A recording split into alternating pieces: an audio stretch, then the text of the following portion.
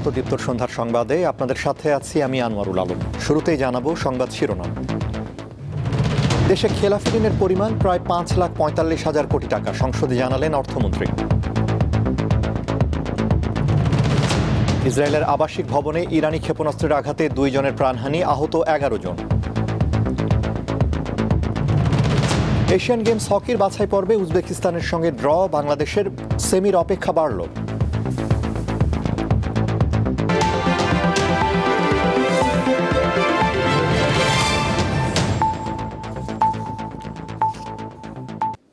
এবারে বিস্তারিত। 31 ডিসেম্বর 2025 পর্যন্ত স্থিতিভিত্তিক ব্যাংকিং খাতে মোট খেলাপি ঋণের পরিমাণ 5,44,831 কোটি 88 লাখ টাকা। সোমবার জাতীয় সংসদে এনসিপির সংসদ সদস্য হাসনাত আবদুল্লার টেবিলে উত্থাপিত প্রশ্নের জবাবে অর্থমন্ত্রী আমির খসরু মাহমুদ চৌধুরী এ তথ্য জানান। এছাড়াও অর্থমন্ত্রী জানান, বর্তমান সংসদ সদস্য ও তাদের স্বার্থ সংশ্লিষ্ট প্রতিষ্ঠানের ব্যাংক এবং ফাইন্যান্স কোম্পানিতে মোট খেলাপি ঋণের পরিমাণ 11,117 কোটি 31 লাখ টাকা। আদালতের নির্দেশনা মোতাবেক 3,330 কোটি 8 লাখ টাকা খেলাপি হিসেবে দেখানো হয়নি। ডেপুটি স্পিকার কায়সার কামালের সভাপতিত্বে বৈঠকের শুরুতে প্রশ্নোত্তর টেবিলে উপস্থাপিত হয়। হাসনাত আবদুল্লাহ তার প্রশ্নে জানতে চান, দেশে এই মুহূর্তে প্রকৃত খেলাপি ব্যাংক ঋণের পরিমাণ কত, শীর্ষ 20 খেলাপি কারা, খেলাপি ঋণ আদায়ে সরকার কি ব্যবস্থা নিয়েছে এবং সংসদ সদস্যদের ব্যাংক ঋণ এবং খেলাপি ঋণের পরিমাণ কত। অর্থমন্ত্রী এ সময় খেলাপি ঋণ আদায়ে সরকারের নেওয়া বিভিন্ন ব্যবস্থার কথা তুলে ধরেন। এদিকে সন্ধ্যায় গণপ্রতিনিধিত্ব অধ্যাদেশ বিল 2026 জাতীয় সংসদে পাশ হয়েছে। নতুন সরকার ক্ষমতায় আসার পর এই প্রথম প্রধানমন্ত্রী তারেক রহমানের সভাপতিত্বে অনুষ্ঠিত হয়েছে জাতীয় অর্থনৈতিক পরিষদের নির্বাহী কমিটি একনেকের সভা। সোমবার সচিবালয়ে এই বৈঠক অনুষ্ঠিত হয়। বৈঠকে 6টি প্রকল্পকে অনুমোদন দেওয়া হয়। বৈঠক শেষে অর্থমন্ত্রী আমির খসরু মাহমুদ চৌধুরী জানান, এজেন্ডায় থাকা 19টি প্রকল্পের বেশিরভাগই আগের সরকারের নেওয়া। পর্যালোচনায় নানা সমস্যা ও অপ্রয়োজনীয়তার প্রশ্ন উঠে আসায় মাত্র 7টি প্রকল্প নিয়ে আলোচনা হয়। এর মধ্যে ঢাকা ও চট্টগ্রাম সিটি কর্পোরেশনের অবকাঠামো উন্নয়ন, ঢাকার জরুরি পানি সরবরাহ, সাভার সেনানিবাসে ব্যারাক নির্মাণ, 8টি বিভাগে ডায়াগনস্টিক সেন্টার স্থাপন, গোপালগঞ্জ ডেন্টাল কলেজ ও সচিবালয় নতুন ভবন নির্মাণ প্রকল্প গুরুত্ব পাচ্ছে। পরিকল্পনা কমিশন জানিয়েছে, নির্ধারিত সময়ের মধ্যে কোনো প্রকল্প শেষ না হলে বন্ধ হয়ে যেতে পারে অর্থায়ন। এজন্য চালু করা হচ্ছে কঠোর মনিটরিং ব্যবস্থা।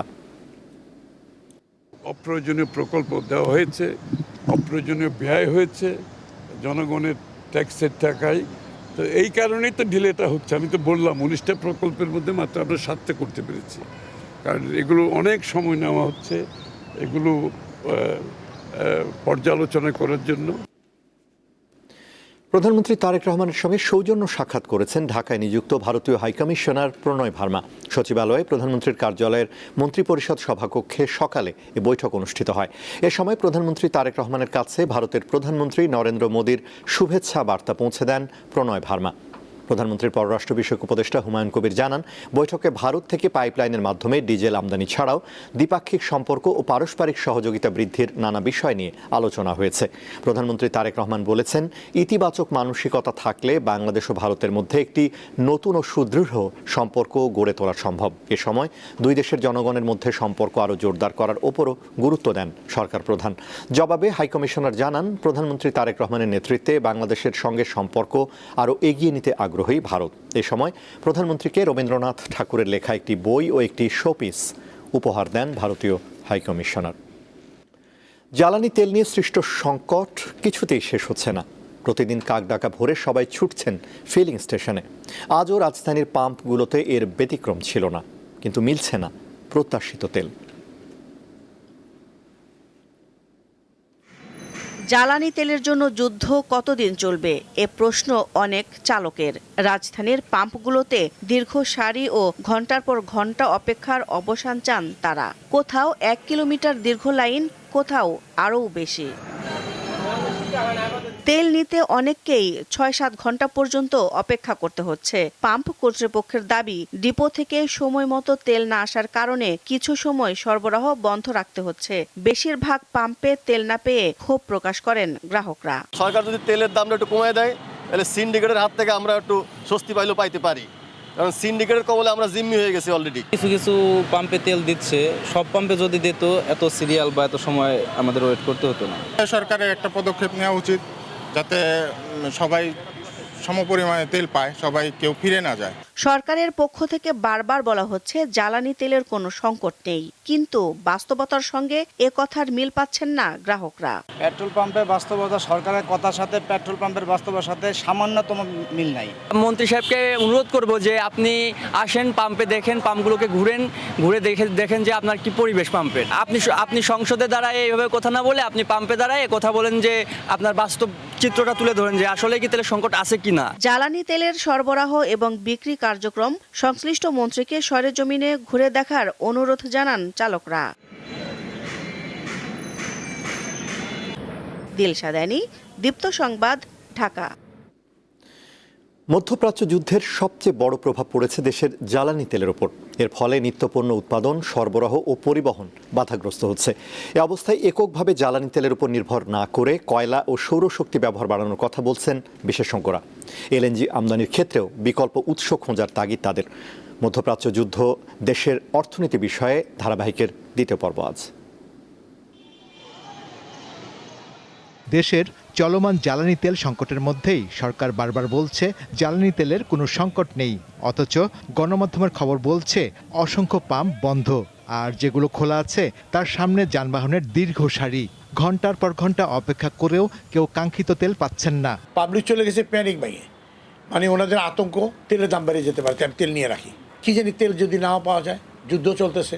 এই যে একটা প্রবণতা পাবলিকের মাঝে, এই প্রবণতাটা যতক্ষণ পর্যন্ত পাবলিক নিজের থেকে নিজে দূর না করবেন ততক্ষণ পর্যন্ত এই বর্তমান পরিস্থিতি উত্তরণ কি আমার মনে হয় সম্ভব না। যার যেটুক চাহিদা এই তেলটুকু নেন আপনারা, আপনার 2 মাসও তেলের জন্য চিন্তা করতে হবে না। কিন্তু আমরা তো কথা শুনতেছি না, সরকারও বলতেছে পর্যাপ্ত তেল আছে। এদিকে অর্থনীতিবিদরা বলছেন সুষ্ঠু ব্যবস্থাপনার মাধ্যমে জনসাধারণের দুর্ভোগ অনেকাংশে কমিয়ে আনা সম্ভব। মানুষ হঠাৎ করে জানতে পারে যে আগামী দিন দাম বেড়ে যাবে, তখন মানুষ প্যানিক বাই করে। সুতরাং একটা চিন্তা থাকা উচিত যে না, এরকম শর্টেজ আমাদের না, এবং আমাদের অল্টারনেটিভ আছে। ঢাকাতে সিএনজি গাড়ি চলে, অধিকাংশ বাস সিএনজিতে চলে। ঢাকাতে ইলেকট্রিক্যাল ভেহিকল প্রচুর চলে। সুতরাং দেয়ার আর অল্টারনেটিভ ফর বাংলাদেশ, যেটা অনেক দেশের নাই। এদিকে ইরান, ইসরায়েল, আমেরিকার যুদ্ধ দ্রুততম সময় শেষ হলেও দীর্ঘমেয়াদে এর নানামুখী প্রভাব থেকেই যাবে। সে কারণে মধ্যপ্রাচ্যের বাইরে থেকেও বিকল্প পথে জ্বালানি নিয়ে আসার পরামর্শ বিশেষজ্ঞদের। হরমুজ প্রণালী আসলে না এনে যদি আমি ওই নিচের থেকে আফ্রিকার নিচে কেপ অফ গুড হোপ দিয়ে আনি, তাতে হয়তো $1 $2 বাড়বে দাম, কিন্তু তাও আমাদের এটা ডাইভার্সিফিকেশনটা হবে। হ্যাঁ, সেদিকে আমাদের চিন্তা করতে হবে। আমাদের যেন এলএনজিটা অ্যাটলিস্ট 3 জায়গা থেকে আসে। এছাড়া চালুর অপেক্ষায় থাকা পারমাণবিক বিদ্যুৎ কেন্দ্রের ব্যবহার দ্রুত শুরু করার তাগিদ দিচ্ছেন তারা। বর্তমানে জ্বালানি শুধু একটি পণ্য নয়, এটি পরিবহন, খাদ্য উৎপাদন, শিল্প উৎপাদন, বিমান ভাড়া কিংবা নিত্য প্রয়োজনীয় পণ্যের দামের সঙ্গে গভীরভাবে যুক্ত। আর তাই জ্বালানি তেল কিংবা এলএনজির মতো জ্বালানির বিকল্প আমদানি উৎস কিংবা অভ্যন্তরীণ জ্বালানি উৎসের সর্বোত্তম ব্যবহারে সরকার কতটা দক্ষতার পরিচয় দেয় তার উপরে নির্ভর করছে আগামী দিনের জ্বালানি নিরাপত্তার বিষয়টি। শাহরিয়ার ইমন, দীপ্ত সংবাদ, ঢাকা। দেশের 18টি জেলার 30টি উপজেলা রোববার থেকে চলছে হামের বিশেষ টিকাদান কর্মসূচি। 6 থেকে 59 মাস বয়সী শিশুরা এই টিকা পাচ্ছে। কেউ আগে পেয়ে থাকলেও চলমান ক্যাম্পেইনে টিকা নিতে পারবে। মূলত যেসব এলাকায় সম্প্রতি হামের প্রকোপ বেশি দেখা গেছে সেসব হটস্পট হিসেবে চিহ্নিত করে টিকাদান কর্মসূচি পরিচালিত হচ্ছে। এদিকে রাজশাহী মেডিকেল কলেজ হাসপাতালে হামের উপসর্গ নিয়ে আরও 2 শিশুর মৃত্যু হয়েছে। সোমবার হাসপাতালের মুখপাত্র বিষয়টি নিশ্চিত করেন। তিনি আরও জানান, রোববার সকাল 9টা থেকে সোমবার সকাল 9টা পর্যন্ত হামের উপসর্গ নিয়ে হাসপাতালে আরও 20 রোগী ভর্তি হয়েছে। রাজনৈতিক পট পরিবর্তনের পর আন্তর্জাতিক অপরাধ ট্রাইব্যুনালের মামলাগুলোর অগ্রগতি নিয়ে প্রশ্ন থাকলেও পুনর্গঠিত ট্রাইব্যুনাল ও নতুন প্রসিকিউশন বলছে তদন্তে গতি এসেছে এবং মামলা থেমে নেই। তবে বিশেষজ্ঞদের মতে দ্রুততার পাশাপাশি ন্যায় বিচার ও আন্তর্জাতিক মান বজায় রাখা জরুরি। স্বচ্ছতা নিশ্চিত হলে এই বিচার গ্রহণযোগ্যতা পাবে। নতুন রাজনৈতিক প্রেক্ষাপটে দেশের বিচার ব্যবস্থা কতটুকু গতিশীল, বিশেষ করে আন্তর্জাতিক অপরাধ ট্রাইব্যুনালের মামলাগুলোর অগ্রগতি তা কি থমকে গেছে নাকি নতুন গতিতে এগোচ্ছে? এমন প্রশ্ন এখন জনমনে। 2024-এর গণ অভ্যুত্থান পরবর্তী সময়ে বিচার বিভাগে যে সংস্কারের হাওয়া লেগেছে তার প্রভাব দেখা যায় আন্তর্জাতিক অপরাধ ট্রাইব্যুনালে। এ সময় শেখ হাসিনা সহ আওয়ামী লীগের শীর্ষ নেতাদের বিরুদ্ধে মানবতাবিরোধী অপরাধের বিচার কার্যক্রম শুরু হয় পুরোদমে। গত 17 নভেম্বর শেখ হাসিনাকে মৃত্যুদণ্ড সহ বেশ কয়েকটি মামলার রায় দেয়া হয়। 2026 সালের ফেব্রুয়ারিতে নতুন সরকার গঠনের পর বিদায়ী চিফ প্রসিকিউটর মোহাম্মদ তাজুল ইসলামের স্থলাভিষিক্ত হয়েছেন আমিনুল ইসলাম। ট্রাইব্যুনালের এই রদবদল বিচার প্রক্রিয়ায় কিছুটা মন্থরতা তৈরি করেছে কিনা তা নিয়ে বিতর্ক রয়েছে। তবে নতুন প্রসিকিউটরের দাবি, বিচার প্রক্রিয়া স্বাভাবিক গতিতেই এগোচ্ছে। আমি আসার পরে আমাদের দুইটি ট্রাইব্যুনালের কার্যক্রম আরও এক্সপারেট করার চেষ্টা করেছি, এই কারণে যে আমাদের 24টা ট্রায়াল এখন চলছে। আপনারা দেখবেন যে শুধু ট্রাইব্যুনালে কেসের সাক্ষ্য গ্রহণ কিংবা জাজমেন্ট এটাই কিন্তু আমাদের কার্যক্রম নয়। আমাদের কার্যক্রম কিন্তু আমাদের তদন্তের মধ্যে আমাদের সম্পৃক্ততা আছে। নিঃসন্দেহে আমি এক কথাই বলতে পারি যে আমাদের বিচার কার্যক্রম বরঞ্চ আগের চেয়ে আরও বেগবান হয়েছে। বর্তমানে ট্রাইব্যুনালে বেশ কিছু গুরুত্বপূর্ণ মামলার শুনানি চলছে। এর মধ্যে আবু সাইদ হত্যা মামলার রায় হবে 9 এপ্রিল। এছাড়া গুম, 1-11 ও ক্রসফায়ার সংক্রান্ত অভিযোগগুলো এখন ট্রাইব্যুনালের তদন্তের আওতায় আনা হয়েছে, যা বিচার ব্যবস্থার পরিধিকে আরও বিস্তৃত করেছে। আমরা যে সারা বাংলাদেশে বিভিন্ন মামলার অনুসন্ধান আমরা করছি, তার বাইরেও কিন্তু আমরা প্রায় 400 মামলা আমাদের ইনভেস্টিগেশন নানান ফর্মে চলছে। তা সত্ত্বেও কিন্তু আমরা আবার এই যে ক্রসফায়ারের মামলা হোক, আরও বৈষম্য বিরোধী আন্দোলনের সময় যেসব মানবতা বিরোধী অপরাধ সংগঠিত হয়েছে, যদি সেইগুলো সিস্টেমেটিক ক্রাইমের আওতায় আসে, সেগুলো আমরা তুলে আনার চেষ্টা করছি। আইন বিশেষজ্ঞরা বলছেন, রাজনৈতিক পরিবর্তনের সময় বিচার ব্যবস্থায় সাময়িক ধীরগতি স্বাভাবিক। তবে ট্রাইব্যুনাল থমকে নেই, বরং এটি স্বাভাবিক কাঠামোগত প্রক্রিয়ার মধ্য দিয়েই যাচ্ছে। আমরা মনে করি মন্থর আর দ্রুত এটাতে কিছু যায় আসে না, ন্যায় বিচারটাই হচ্ছে ইম্পর্টেন্ট। দেখুন, আমরা ব্যারোমিটারে কার গতি বেশি কার গতি কম এটি নিয়ে আলোচনা না করাই উত্তম বলে আমি মনে করি। উনি নতুনভাবে এসছেন, উনি নতুনভাবে সেট করবেন, উনি নতুনভাবে ওনার কর্ম পরিকল্পনা করবেন। উনি সাজিয়ে দ্রুততার সহিত নতুন যে অপরাধগুলো আমাদেরকে অপমানিত করেছে, অপদস্থ করেছে, রুল অফ লকে কলঙ্কিত করেছে, সেগুলোর থেকে উনি উত্তরণ ঘটাবেন। রাজনৈতিক পরিবর্তন যে বিচার ব্যবস্থার ওপর প্রভাব ফেলবে তা স্বাভাবিক। তবে সেই প্রভাব যেন দীর্ঘমেয়াদী সংকটের রূপ না নেয়, বরং সঠিক বিচারই এখন সর্বসাধারণের সবচেয়ে বড় প্রত্যাশা। মাহিদুর রহমান, দীপ্ত সংবাদ, ঢাকা। বিনিয়োগ বৃদ্ধি ও শিল্প খাতের প্রতিযোগিতার সক্ষমতা ধরে রাখতে সুদের হার পর্যায়ক্রমে এক অঙ্কের ঘরে নামিয়ে আনার সুপারিশ করেছে ব্যবসায়ীদের শীর্ষ সংগঠন এফবিসিসিআই। একক গ্রাহক ঋণ সীমা 10% বাড়ানোর দাবিও জানান ব্যবসায়ীরা। সোমবার বাংলাদেশ ব্যাংকের গভর্নর মুস্তাকিউর রহমানের সঙ্গে সাক্ষাৎ শেষে ব্যবসায়ীদের শীর্ষ সংগঠন এফবিসিসিআইয়ের নেতৃত্বাধীন একটি প্রতিনিধি দল সাংবাদিকদের এসব কথা জানায়।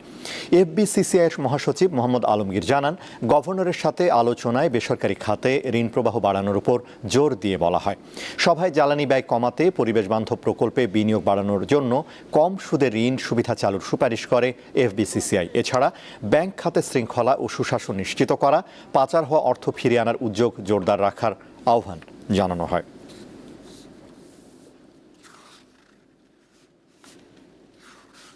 আরও বাড়ানো যায় এবং আমাদের ব্যবসায়ীদের প্রণোদনা দেওয়া যায়, সেই ব্যাপারে আমরা তাকে অনুরোধ জানিয়েছি। তিনি বলছেন আমাদেরকে কথা দিয়েছেন এটা আস্তে আস্তে তিনি বাড়াবেন।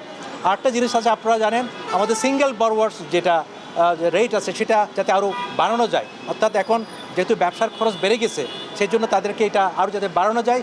এখন আছে 15%, এটা আমরা 25% করার জন্য অনুরোধ জানিয়েছি। আন্তর্জাতিক। ইসরায়েলের উত্তরাঞ্চলীয় বন্দর শহর হাইফার একটি আবাসিক ভবনে আঘাত এনেছে ইরান থেকে নিক্ষিপ্ত একটি ক্ষেপণাস্ত্র। এতে অন্তত 2 জন নিহত হয়েছে, আহত হয়েছে কমপক্ষে 11 জন। স্থানীয় সময় রোববার বিকেলে 5তলা ওই ভবনটিতে আঘাত হানে একটি ইরানি ক্ষেপণাস্ত্র। হামলা অব্যাহত রেখেছে যুক্তরাষ্ট্র ও ইসরায়েল। গতরাতে ইরানের তেহরানের একটি আবাসিক এলাকায় চালানো হামলায় অন্তত 6 শিশু নিহত হয়েছে। এদিকে হরমুজ প্রণালী কখনোই আগের অবস্থানে ফিরে যাবে না বলে সতর্ক করেছে ইরানের ইসলামিক রেভলিউশনারি গার্ড কোরের নৌবাহিনী।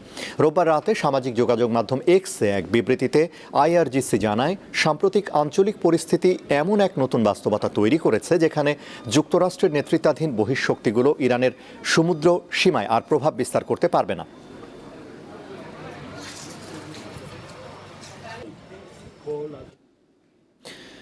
জাতীয় আন্তর্জাতিক ক্রীড়া দিবস উপলক্ষে যুব ও ক্রীড়া মন্ত্রণালয়ের উদ্যোগে এক বর্ণাঢ্য র্যালিতে অংশ নেন যুব ও ক্রীড়া প্রতিমন্ত্রী আমিনুল হক। সকালে রাজধানীর ওসমানী স্মৃতি মিলনায়তনের সামনে থেকে র্যালি শুরু হয়ে গুরুত্বপূর্ণ সড়ক প্রদক্ষিণ করে জাতীয় ক্রীড়া পরিষদে এসে শেষ হয়। র্যালিতে ক্রীড়া প্রতিমন্ত্রীর নেতৃত্বে যুব ও ক্রীড়া মন্ত্রণালয়, যুব উন্নয়ন অধিদপ্তর, জাতীয় ক্রীড়া পরিষদ ও ক্রীড়া পরিদপ্তরের ঊর্ধ্বতন কর্মকর্তারা অংশ নেন। এছাড়া বিভিন্ন ক্রীড়া ফেডারেশনের খেলোয়াড় এবং সংগঠকদের স্বতঃস্ফূর্ত অংশগ্রহণ র্যালিটি এক মিলন মেলায় পরিণত হয়। 2013 সালের 23 আগস্ট জাতিসংঘের সাধারণ পরিষদে 6 এপ্রিলকে আন্তর্জাতিক ক্রীড়া দিবস হিসেবে ঘোষণা করা হয়। এরপর থেকে নিয়মিত এটি বাংলাদেশে আয়োজিত হয়ে আসছে।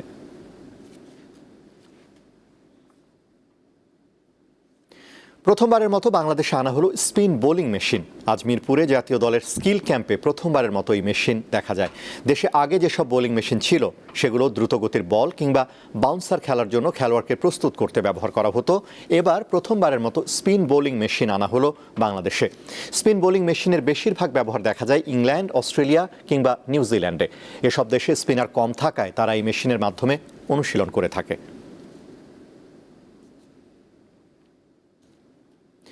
এশিয়ান গেমস হকির বাছাই পর্বে উজবেকিস্তানের সঙ্গে 1-1 গোলে ড্র করে পয়েন্ট হারিয়েছে বাংলাদেশ। উজবেকিস্তানকে হারালেই সেমিফাইনাল নিশ্চিত হয়ে যেত বাংলাদেশের। আর সেমিফাইনালে যাওয়া মানে এশিয়ান গেমসেরও টিকিট হাতে পাওয়া। তবে এই ম্যাচে ড্র করেছে বাংলাদেশ দল। তবে এই ড্রয়ে সব সম্ভাবনা শেষ হয়ে যায়নি। 9 দলের বাছাই পর্ব থেকে 6টি দল যাবে চূড়ান্ত পর্বে। সে হিসেবে পঞ্চম ও ষষ্ঠ হয়েও চূড়ান্ত পর্বে যাওয়ার সুযোগ আছে বাংলাদেশের। বাছাই পর্বে 3 ম্যাচে 1টি করে জয়, হার ও ড্রয়ে 4 পয়েন্ট পেয়েছে লাল সবুজেরা। উজবেকিস্তানের পয়েন্টও 4। গোল ব্যবধানে এগিয়ে থাকায় তারা বি গ্রুপ থেকে সেমিফাইনালে নাম লিখিয়েছে।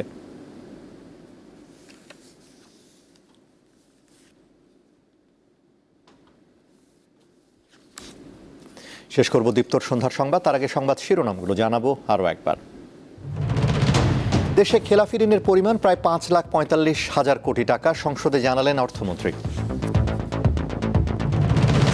ইসরায়েলের আবাসিক ভবনে ইরানি ক্ষেপণাস্ত্রের আঘাতে 2 জনের প্রাণহানি, আহত 11 জন। এশিয়ান গেমস হকির বাছাই পর্বে উজবেকিস্তানের সঙ্গে ড্র, বাংলাদেশের সেমির অপেক্ষা বাড়ল।